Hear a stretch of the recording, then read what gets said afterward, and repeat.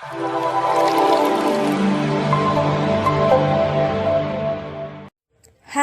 apa kabar?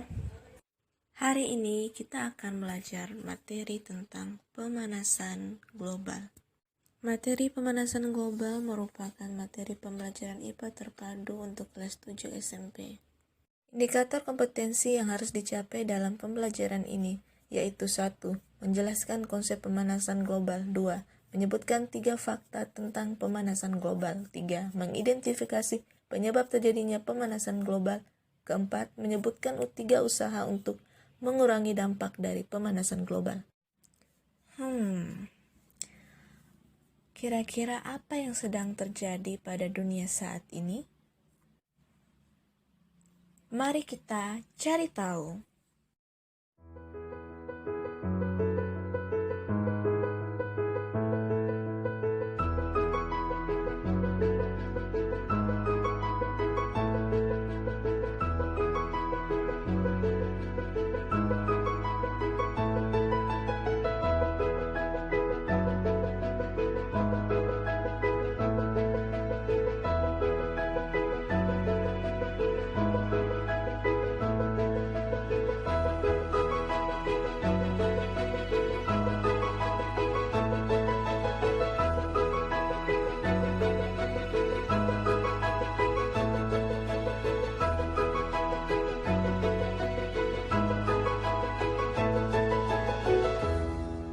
Mencair hingga mencapai titik terendah kedua dalam 4 dekade terakhir.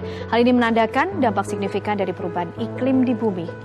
Lapisan es yang menyelimuti Laut Kutub Utara mencapai titik terendah kedua dalam musim panas tahun ini dengan hanya tersisa 3,7 juta kilometer persegi saja. Menurut Pusat Data Es dan Salju Nasional, angka ini adalah yang kedua terendah dalam 4 dekade terakhir. Angka paling rendah ini terjadi di tahun 2012 silam, di mana luas lapisan es hanya 3,4 juta kilometer persegi. Perubahan iklim serta pemanasan global berkontribusi besar terhadap melelehnya lapisan es. Dari semua peristiwa yang telah kita saksikan di permukaan bumi tadi, ternyata diakibatkan oleh pemanasan global. Apa sih pemanasan global itu? Dan bagaimana proses terjadinya pemanasan global? Mari kita simak penjelasannya. Pemanasan global adalah peristiwa meningkatnya suhu rata-rata pada lapisan atmosfer dan permukaan bumi yang diakibatkan oleh efek rumah kaca atau greenhouse effect.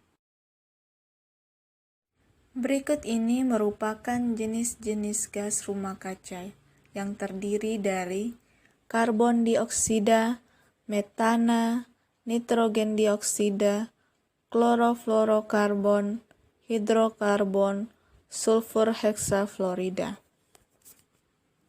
Aktivitas manusia yang dapat meningkatkan gas rumah kaca yaitu 1.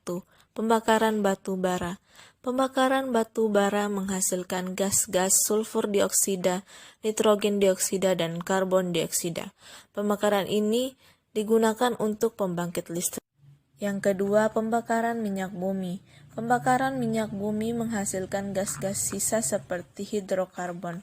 Pembakaran minyak bumi biasanya digunakan untuk bahan bakar minyak kendaraan bermotor atau mobil, seperti bensin. Yang ketiga, pembakaran gas alam. Gas alam sebagian besar terdiri dari metana. Metana dapat bocor ke atmosfer dari kebocoran saat pengolahan dan pendistribusian gas alam. Gas alam digunakan untuk industri kecil, menengah, dan rumah tangga. Contoh penggunaan gas LPG untuk memasak. Selanjutnya, penebangan dan pembakaran hutan. Penebangan dan pembakaran hutan mengakibatkan tumbuhan menjadi berkurang, sehingga berkurangnya penyerapan karbon dioksida atau CO2 oleh tumbuhan yang dipakai untuk melakukan fotosintesis. Dan yang terakhir, pembuangan limbah industri.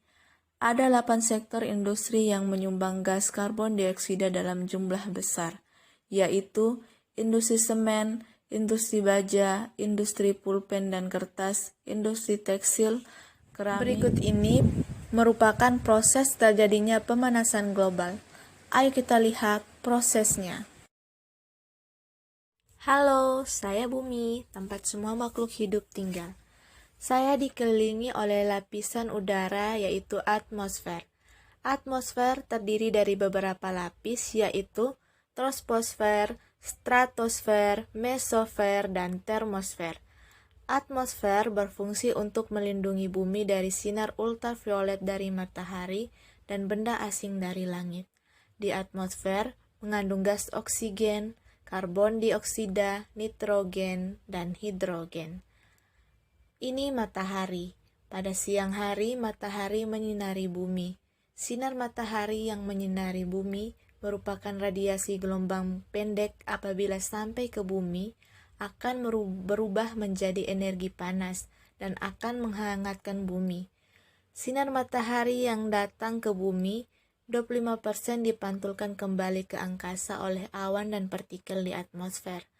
25% lagi diserap oleh awan. 45% diserap oleh permukaan bumi. 5% dipantulkan oleh permukaan bumi. Dulunya, 25% dan 5% cahaya matahari dipantulkan kembali ke angkasa dengan baik. Akan tetapi, karena meningkatnya gas rumah kaca akibat aktivitas manusia di bumi, atmosfer dipenuhi oleh gas rumah kaca yang berlebihan seperti karbon dioksida, metana, nitrogen dioksida, klorofluorokarbon, hidrokarbon, sulfur heksafluorida. Gas-gas ini mempunyai sifat seperti kaca, dapat memantulkan cahaya. Ketika cahaya matahari yang dipantulkan kembali oleh bumi ke angkasa terperangkap oleh gas rumah kaca dan tidak bisa diteruskan keluar atmosfer, maka cahaya matahari tersebut akan dipantulkan kembali oleh gas rumah kaca ke bumi yang mengakibatkan panas pada bumi, sehingga meningkatnya suhu permukaan bumi yang signifikan. Kita telah mengetahui proses terjadinya pemanasan global. Tentunya, pemanasan global memberikan dampak bagi bumi. Berikut ini merupakan dampak dari pemanasan global. Dampak pemanasan global 1. Perubahan cuaca dan iklim.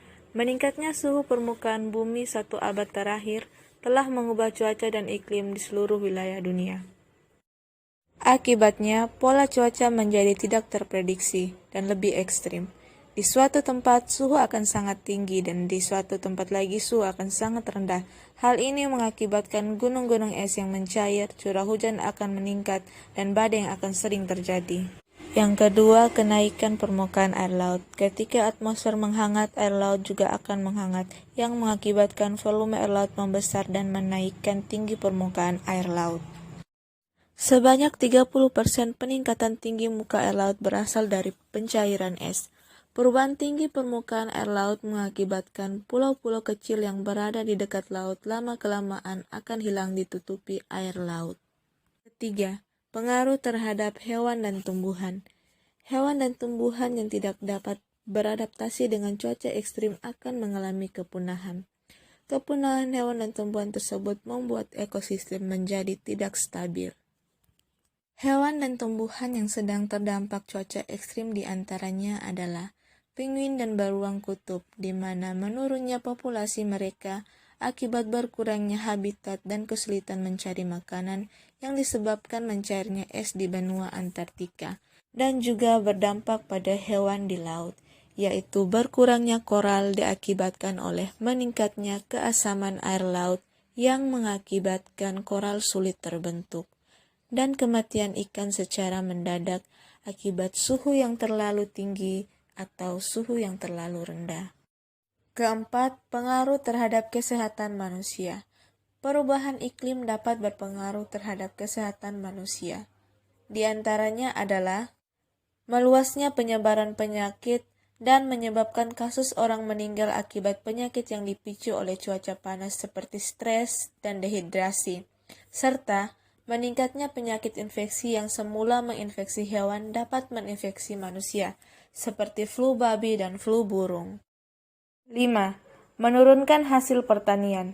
Banyak produk pertanian terutama di negara kita Indonesia yang bergantung pada cuaca dan iklim.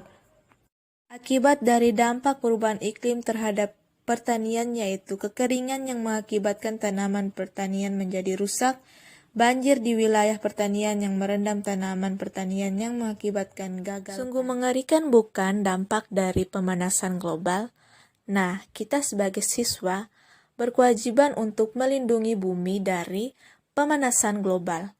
Salah satu caranya yaitu dengan menanggulangi proses terjadinya pemanasan global. Berikut ini merupakan cara-cara untuk menanggulangi proses terjadinya pemanasan global. Kunci untuk mengendalikan pemanasan global adalah diri kita sendiri dengan cara mengubah perilaku kita baik itu secara pribadi maupun secara bersama-sama. Berikut ini adalah perilaku pribadi yang harus dilakukan untuk mengendalikan pemanasan global adalah menghemat listrik. Dengan menghemat listrik, kita telah mengurangi karbon dioksida karena sebagian besar karbon dioksida dihasilkan oleh pembangkit listrik berbahan bakar fosil. Menanam pohon. Menanam pohon dalam jumlah yang banyak dapat mengurangi jumlah karbon dioksida di atmosfer karena karbon dioksida digunakan oleh tanaman dan pohon-pohonan untuk berfotosintesis. Mengurangi penggunaan kendaraan bermotor. Penggunaan kendaraan pribadi menjadi penyumbang karbon dioksida terbesar. Maka kita harus merubah perilaku kita dengan menggunakan motor untuk pergi ke tempat yang jauh. Selebihnya, biasakan diri untuk menggunakan sepeda dan berjalan kaki. Upaya pencegahan pemanasan global juga dapat dilakukan secara bersama atau kolektif. Beberapa langkah yang dapat dilakukan secara kolektif adalah menggunakan energi alternatif. Pembangkit listrik berbahan bakar fosil digantikan dengan energi bersih seperti matahari, air, angin, dan panas bumi. Melestarikan hutan. Masyarakat dan pemerintah harus berupaya bersama dalam menjaga hutan dari bahaya kebakaran dan penebangan liar agar luas hutan tidak berkurang. Berkurangnya luas hutan dapat mengakibatkan karbon dioksida meningkat karena tidak ada penyerapan dari pepohonan yang berada di hutan. Menghapus penggunaan CFC. Untuk menghentikan penggunaan CFC pada peralatan pendingin, dapat dilakukan dengan memberikan penyuluhan dan bantuan kepada bengkel-bengkel servis peralatan pendingin agar dapat mengelola penggunaan CFC. Yang terakhir, memperbaiki kualitas kendaraan dengan uji emisi. Uji emisi dilakukan untuk memastikan kinerja mesin kendaraan dalam kondisi prima. Uji emisi harus dilakukan dengan benar karena mesin yang prima akan mengurangi pembuangan gas karbon dioksida. Sekian pembelajaran pemanasan global kali ini, dan semoga adik-adik telah memahami materinya. Satu pesan dari pembelajaran ini adalah, marilah kita bersama-sama menjaga bumi agar tetap lestari, untuk kita dan untuk generasi yang akan datang. Karena perilaku kita hari ini berdampak pada bumi di waktu yang akan datang. Kalau bukan kita, siapa lagi? Kalau bukan sekarang, kapan lagi?